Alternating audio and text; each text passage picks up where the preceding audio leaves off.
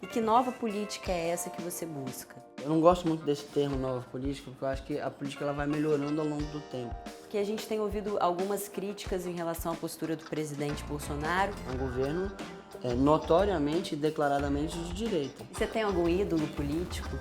O Obama, obviamente, eu sou um fãzaço dele. Como é que você pensa essas pautas mais individuais, como a sexualidade, o aborto?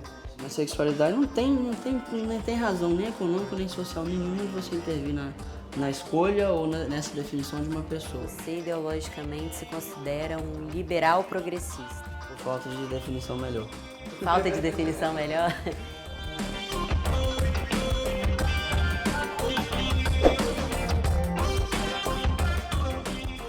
Ei, pessoal! Estamos aqui no Nova Política e hoje a gente vai entrevistar o deputado federal do Espírito Santo, Felipe Rigoni. E aí, tá tudo bom? Tudo bem? Tudo jóia. Felipe, primeira coisa que eu quero saber de você, você fala muito sobre novas práticas na política, boas práticas na política, e acaba que defende um pouco uma nova forma de fazer política, né? Defende bastante uma nova forma de fazer política. Eu queria entender, da sua perspectiva, o que de fato seriam essas práticas e que nova política é essa que você busca? Eu não gosto muito desse termo nova política, porque eu acho que a política ela vai melhorando ao longo do tempo. Então, eu não sei se existe uma época que você tem um divisor de águas e a partir dali a política é completamente nova. Isso é gradual. Agora, eu acho que o ponto central é como é que a gente faz que a política, que é quem toma a decisão, escolha as pessoas que trabalharão no governo de forma a valorizar, acima de tudo, a competência. Para que as pessoas, com base na sua competência e habilidade, aí sim consigam transformar as políticas públicas.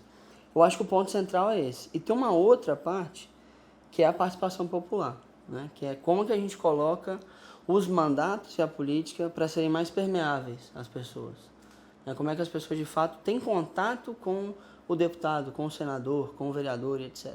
A gente fica vendo, né, às vezes na televisão, e a impressão que dá pra gente é que tem uma bagunça, muitas vezes, e fica uma dúvida, principalmente agora no momento do debate sobre a Previdência, sobre a reforma da Previdência, de por que se as pessoas concordam ou discordam, elas não simplesmente se colocam dessa forma. E aí eu quero entender com você, porque a gente tem ouvido algumas críticas em relação à postura do presidente Bolsonaro, da sua possível dificuldade em se articular e criar uma base na Câmara. Sim.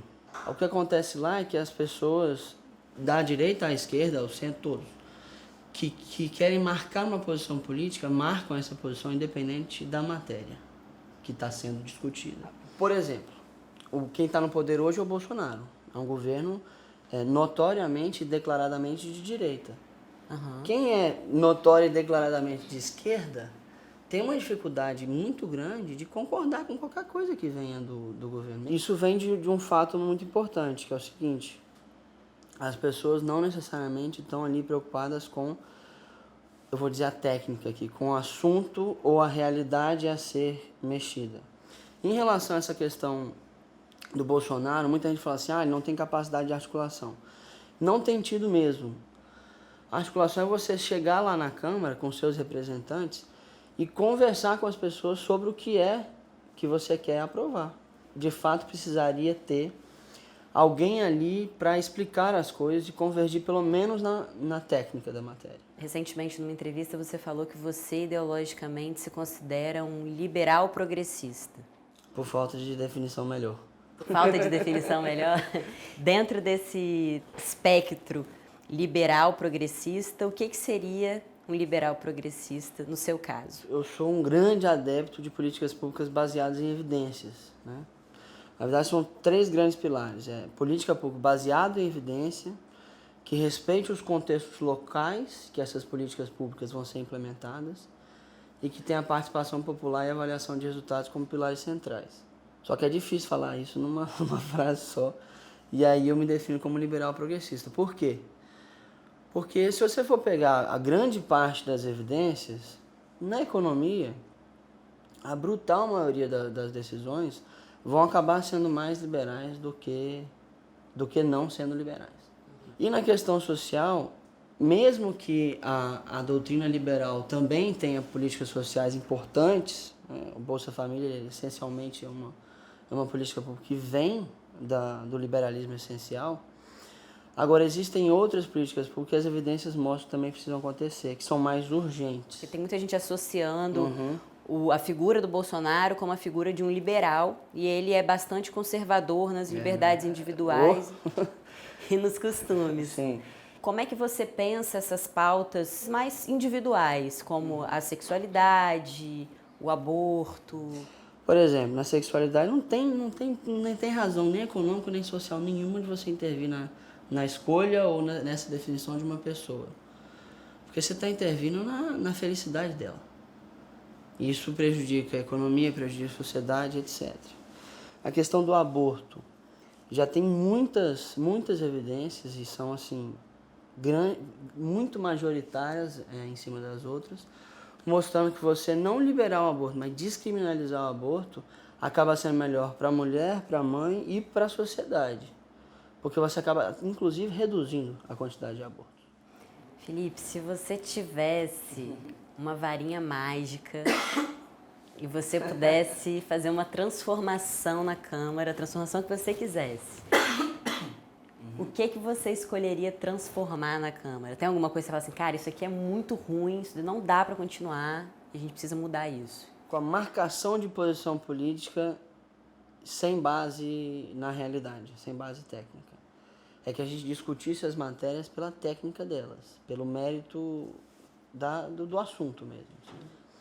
As pessoas não discutem as evidências científicas, não discutem o impacto disso na realidade, não discute o que as pessoas querem em relação a esse assunto. Discute o que vai prejudicar ou beneficiar o político ou o partido ou o grupo político se votar contra, a favor, se fazer uma matéria ou outra. A parte política do assunto acaba tomando muito e a gente não discute a realidade, muitas vezes. E dentro da eleição da presidência, a gente viu muito isso, né? As pessoas estavam muito apaixonadas por... E quando eu falo apaixonado, é paixão no sentido até quase patológico da coisa. Sim. A gente teve uma eleição super polarizada e tivemos um presidente eleito, que é o Jair Bolsonaro, Sim. que veio com essa ideia de renovação, de mudar tudo que está aí. Você acha que ele é uma representação ideal do caminho, do rumo da política brasileira? Não, nem perto. Eu acho que não está nem perto de ser a renovação. É lógico que tem mudanças importantes sendo feitas pelo governo Jair Bolsonaro, sem dúvida. Assim, você não pode ser uma injustiça com o país dizer que não tem nada de bom sendo feito. Mas, muito pelo contrário, o presidente ele nunca foi parte da nova política. Ele se diz liberal, mas nos 28 anos de deputado que ele teve, ele votou contra todas as pautas mais importantes do Brasil. Eu tive com o Nelson Jobim, que é um dos grandes deputados que já tivemos no nosso país, e ele falou o seguinte: Felipe, na política você não escolhe o seu interlocutor. Quem escolheu foi o povo, escolheu por você. E o que muitas vezes o presidente tem demonstrado querer fazer é escolher o interlocutor dele. O que aconteceu? 3 meses de muito caos no governo. E você tem algum ídolo político? Tem algumas pessoas que eu admiro muito, assim, brasileiros e estrangeiros. Quem? Né? Winston Churchill, não posso deixar de citar, eu sou... Inclusive o Bolsonaro usou livros dele para fazer lives no Facebook. Exato. Citou errado uma série de coisas, mas tudo bem.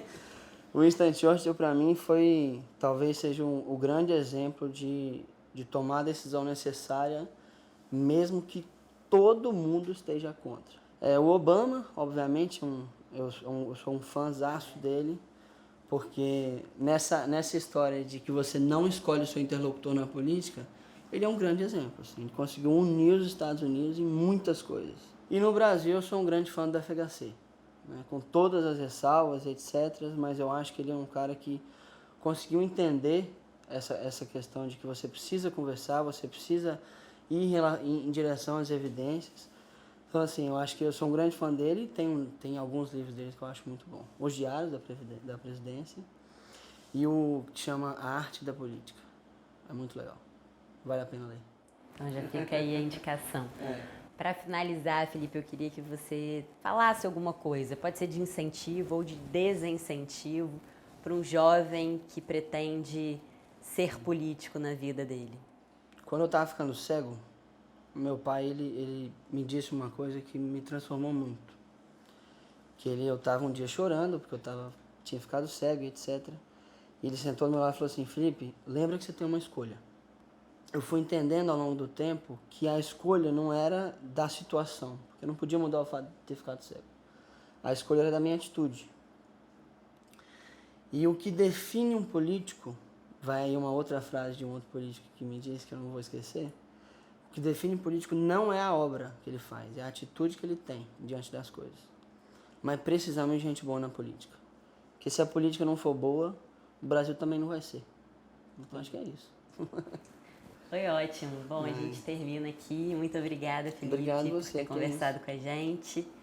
E a gente está torcendo para você fazer um excelente mandato em nome do nosso estado, em Brasília, e ser exemplo. Sim, pode ter certeza, nós vamos lutar muito para fazer cada vez mais as decisões políticas serem muito melhores.